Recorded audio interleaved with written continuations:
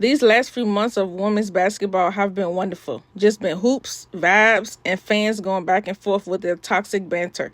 That's how it's supposed to be. Caitlin Clark has been getting the rest she needs after playing 12 months of straight basketball, and we, the fans, have been getting the rest we need from her horrible racist fans.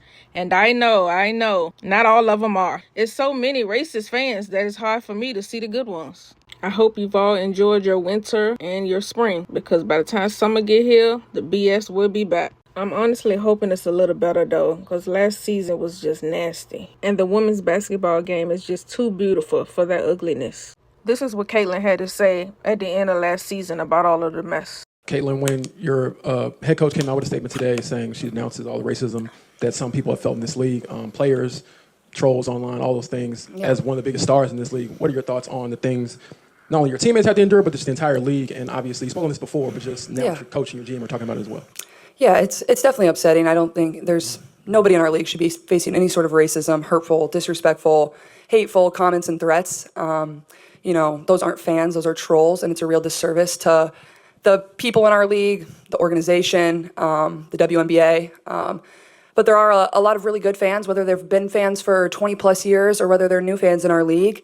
I think continuing to uplift this league in a very positive light is the best thing that we can do, because there are so many great players. There's so many great teams. There are so many positive storylines that can be written and celebrated. And for me, that's why I became a fan of this league, is these people were my idols. I grew up wanting to be like them. So I think continuing to uplift and, represent this league in a positive way is the best thing that we can do. The new Indiana Fever coach was asked how she plans to protect the players from the negativity and toxic fans. Last year, the Indiana Fever, and quite frankly, Caitlin Clark, saw unprecedented levels of attention. And sometimes it could be hard on the players, even toxic. So I want to just understand, I'm sure you had to have given some thought to this and stepping into this unique position on your philosophy of protecting your players and also even players of other teams from toxic treatment, toxic coverage, things that may be hurtful for them. As players last season did raise their hand and say, this was a lot. Yeah.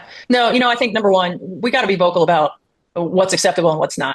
Doesn't mean that people are going to change. I think we've all been online enough to know that there's a lot of hate out there. There's a lot of vitriol out there. But I also think we have to step back and look at I think that there are people and there are, a lot of different algorithms out there that are specifically using, whether it's Caitlin Clark, whether it's the Indiana Fever or the WNBA in general, to further these hateful narratives that aren't WNBA fans, that aren't Indiana Fever fans, that aren't Caitlin Clark fans, to be quite honest, utilizing that. So I think number one, for our team, our challenge is going to be, what do we allow inside the building, right? What do we allow inside the locker room? We've got to be very protective of our space. We got to be very protective of our team. If you don't have the ability to shut it down, then we have to have and utilize the resource to be able to keep it on the outside, right? We cannot allow that to infiltrate our building. And then on a global scale, I think for us as a staff, as an organization, as a league, we have to continue to be vocal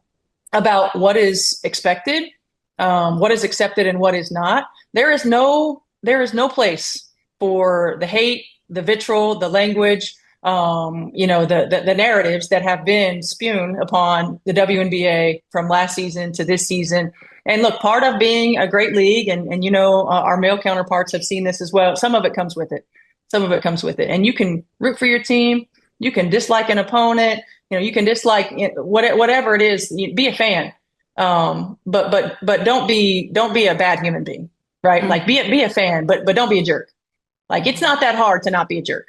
It really isn't. Hey, Indiana Fever fans, Caitlin Clark fans, the anti-Black fans, whoever it is that's being nasty. Indiana has a good team this season. There's no reason to be rude. There's no reason to be nasty. Just go to the games or watch them on TV and enjoy the show. And leave all your ugliness at home.